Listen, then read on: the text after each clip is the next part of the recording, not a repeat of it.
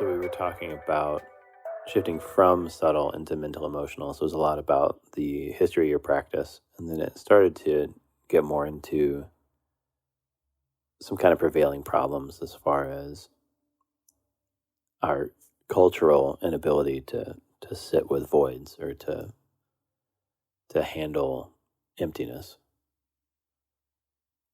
Yeah, and so trauma. Right. I think even if we just talked about trauma or the idea of a core wound, we got a little bit into it in the last time, but the you kind of talked about like that your main focus is depth psychotherapy, that work on the unconscious, that is all about acknowledging traumas. Yeah, that like one of these like these prevailing symptoms to this like underlying trauma that we all have is depression and anxiety, like on a personal level or on just like a practical level. Or but yeah, like as an individual, what does it look like to begin to sit with those symptoms that we all feel to varying degrees? And like there's obviously really extreme examples, but on some level it's something that a lot of people can relate to. So what does it look like to begin to sit with that and not react and try to control it? Yeah, so there's a few different things there. Two terms come up with that: detachment and dissociation. And we have this ability, the nature of the dimension approach methodology and what plays into psychotherapy, it plays into the meditative traditions, is this idea of being able to get outside ourselves and look back, right? So self-awareness, self-consciousness is kind of the way I understand it. It's kind of humanity's greatest gift and like greatest foible. The idea of Adam and Eve eating the apple and becoming self-aware, and that the way I understand that, just to use the words I use, ego awareness is different than conscious awareness, right? So eating the apple is becoming ego aware, and this happens in an individual's life. This happens somewhere in pre-adolescence, right, where the child goes from the innocence and wonder and immediacy of childhood to becoming aware of self. And what happens is, instead of being this pure subject, we now have this awareness that sees ourselves as an object. We become aware of quote unquote self as an object. And of course, the general idea is that self we're seeing, that object that we think is self, isn't really self, but that our psyche works in a way where we take this object that we have become aware of as a self object, right? As a identity. And this is described in various ways. In Lacan's psychoanalysis, he talks about the mirror, the mirror moment, where at some point the child looks in the mirror and they get to a developmental level where they look in the mirror and they have the experience of that self. And so again, it's the beginning of ego identity. Prior to that, it was just kind of this first person subjective experience happening. And again, that's considered kind of being in the Garden of Eden. It's prior to the suffering that humans experience, and the general idea is that animals live more in that kind of state. So they experience pleasure and pain, but they don't experience suffering in the psyche kind of way that humans do. So if that's the case, if we take ourselves to, if we take an object in our awareness as self, and I'll get into it more later, but there's different people will take different parts of what they're seeing as self. Some people it'll be more about their actual physical image. Some people it'll be more about an emotional experience that they take to be self. Some it'll be more about some certain attribute or something, and that's where you get into personality types. Everything from the Enneagram to character defenses. Astrology comes into play there and stuff. But so if we just say that we our awareness takes this object as self. Now we begin anew as an ego, and life basically sucks from there. And we forever wish we could get back to the innocence and wonder of prior to that. But so this process that I'm talking about, it plays into everything. So when you come back to the idea of trauma and the idea of splitting and the idea of sitting with experience and somehow tolerating it, somehow accepting it, somehow allowing it, being resolved in some way with it, becomes kind of all important. And so all these acceptance-based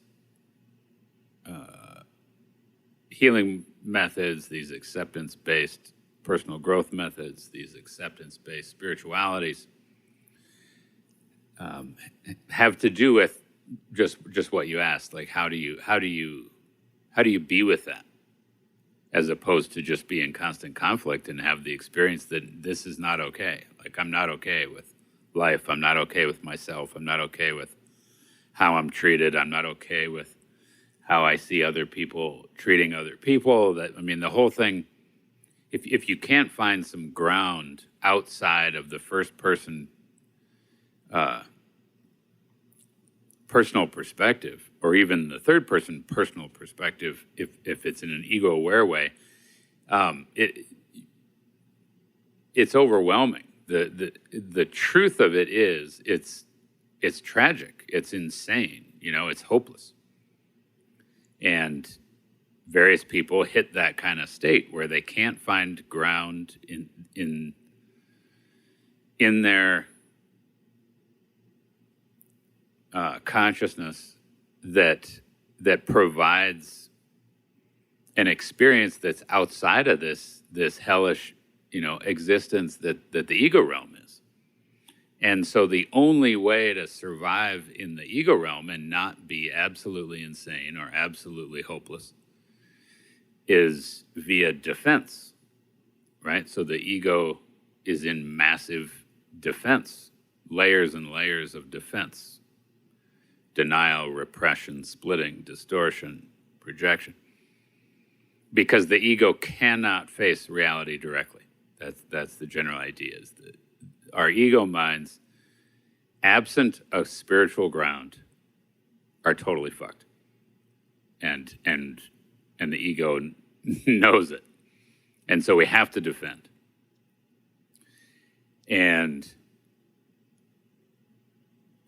But this idea that there's such a thing as a spiritual ground, there's such a thing as awakening, there's such a thing as transcending, is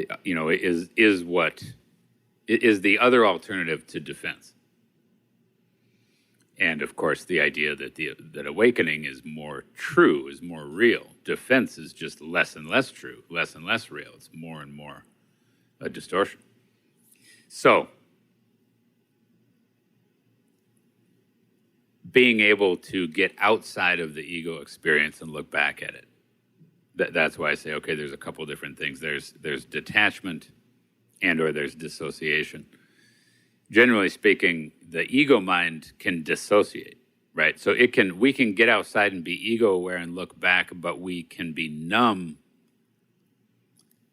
to what we're looking back at. And so, for example, your hand can go numb. You can still be aware of your hand, but your hand's numb, right? And so, but you can look from that awareness of your hand and say, well, I feel fine. My hand, I can't seem to feel anything in my hand, but I'm also free of the pain, let's say, that my hand was in.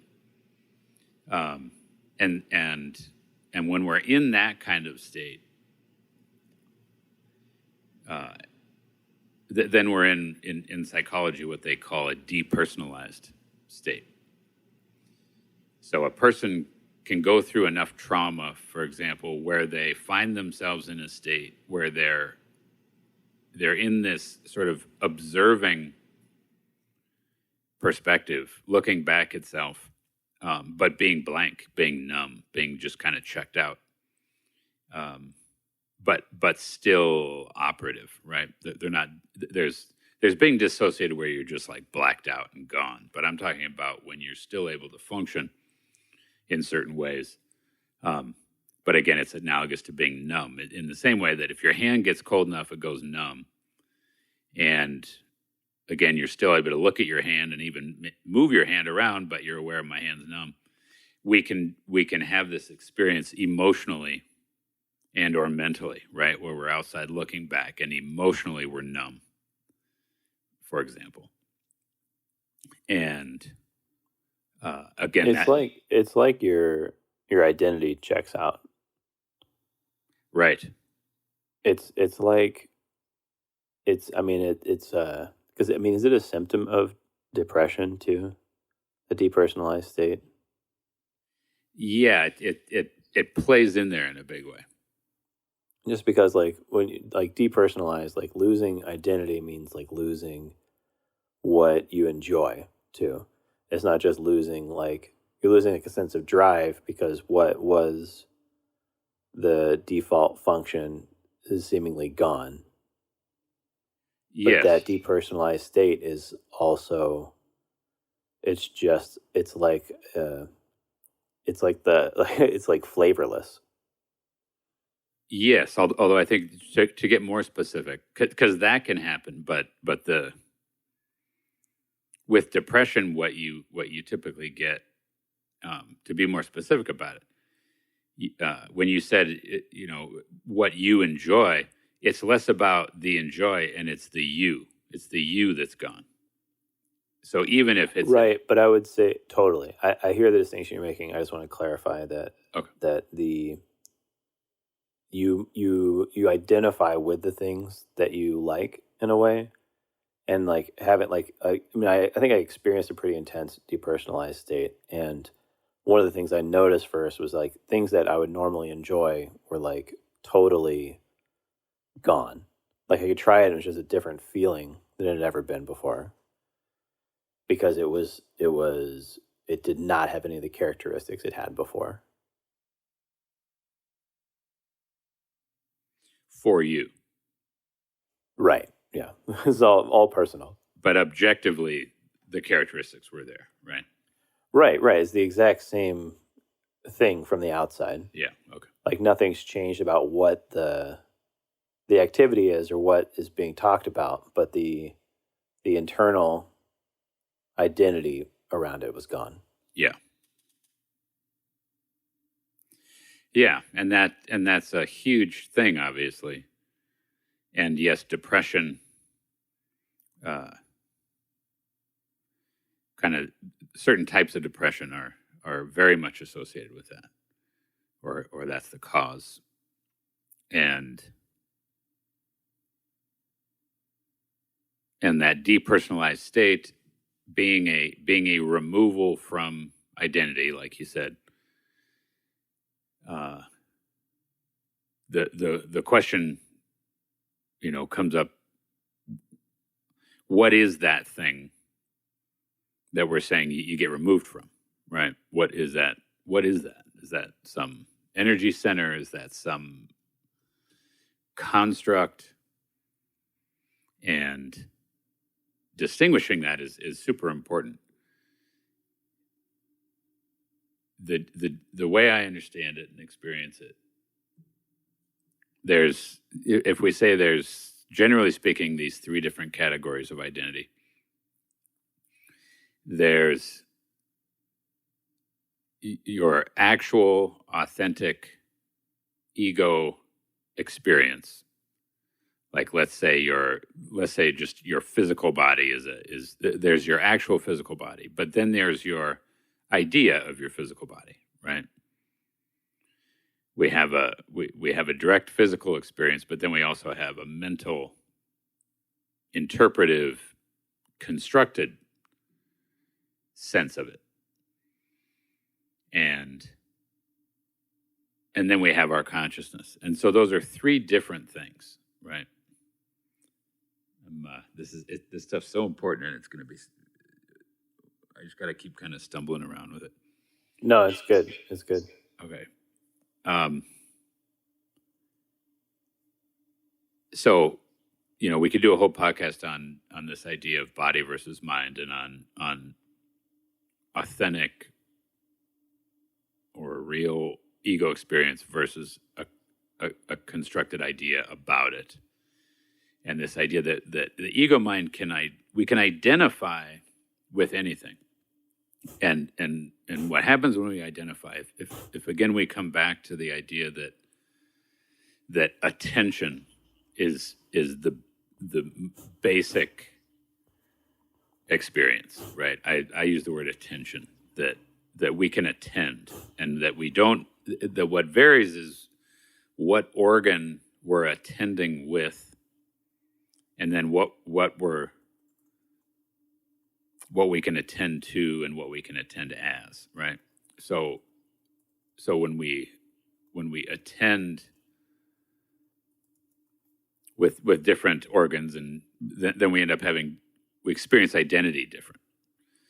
So we can attend from our hand, let's say. If you reach into a bag and you can't see in there, but you're fishing around with your hand, let's say you're trying to find your keys in your bag, you're not using your eyeballs, you're using your hand, right? You're using your kinesthetic sense, and you're feeling around for it. So you're attending with your hand, and then of course you're attending with your mind as you interpret the sensory information coming from your hand. And that's different than if you're looking for your keys, right? If you're looking around your room and you're looking on the counter, and you're looking, whatever, under the bed or something, now you're using your eyes to attend with. And if you're looking around, and then let's say bright light is shined at you, you're going to have an experience of, oh, my eyes are threatened right now, right? And then you're going to react, and you're going to, at least for a moment there, you're going to be pretty identified with your eyeballs. And that's going to be kind of the center of the universe for a minute. And you're going to feel like you need to do whatever you need to do to get your eyes protected, whether that means slamming them shut, or that means getting away from that source of light or whatever. And then once you get your eyes safe again, okay, now your attention will cease to just orient from your eyeballs, and you'll cease to have your eyeballs be the center of the universe, and be the identity from which it's you against world. And you'll probably go back to some place in your mind, and you won't be orienting so intensely just from your eyeballs at that moment. Same as if you're reaching in that bag for the keys, and you're attending with your hand, and and there's something sharp in the bag, and you suddenly have pain in your hand from it. Now, instead of with your eyes, you're going to attend from and as your hand. Your hand's going to be the center of the universe, and you're going to react and try to defend your hand until you get your hand safe. So this kind of thing goes on all the time. We're attending, in all these different ways. If you're playing a video game, you start attending as that little, blip on the screen that's supposed to be you, and you're trying to shoot the other things on the screen, and you're attending as that, that little character that's you. So what I'm getting at is we jump around constantly as far as what's identity, right? And the three words I tend to use is orienting, anchoring, and identifying. Orienting is what lens, what organ are we using to attend, right? What place are we attending from? And then where are we anchoring? Meaning what's the focal point of our attention? What are we keying off of? What are we referencing? And then what is identity? And again, these three things shift constantly. They change depending on what you're doing.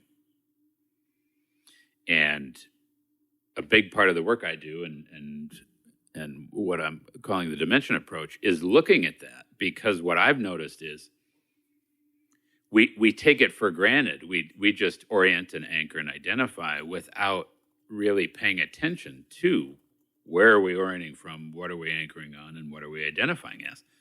And what I can see, if we just take performance work, for example, in order to perform optimally, you have to orient, anchor, and identify optimally. If you don't, you will not perform optimally. It's just a huge component of performance of any kind of activity. And it also is just as huge with regard to personal growth, healing, and awakening. Awakening is all about where are you orienting and what are you identifying as. If you want to learn more about the Dimension Approach, please visit dimensionapproach.com.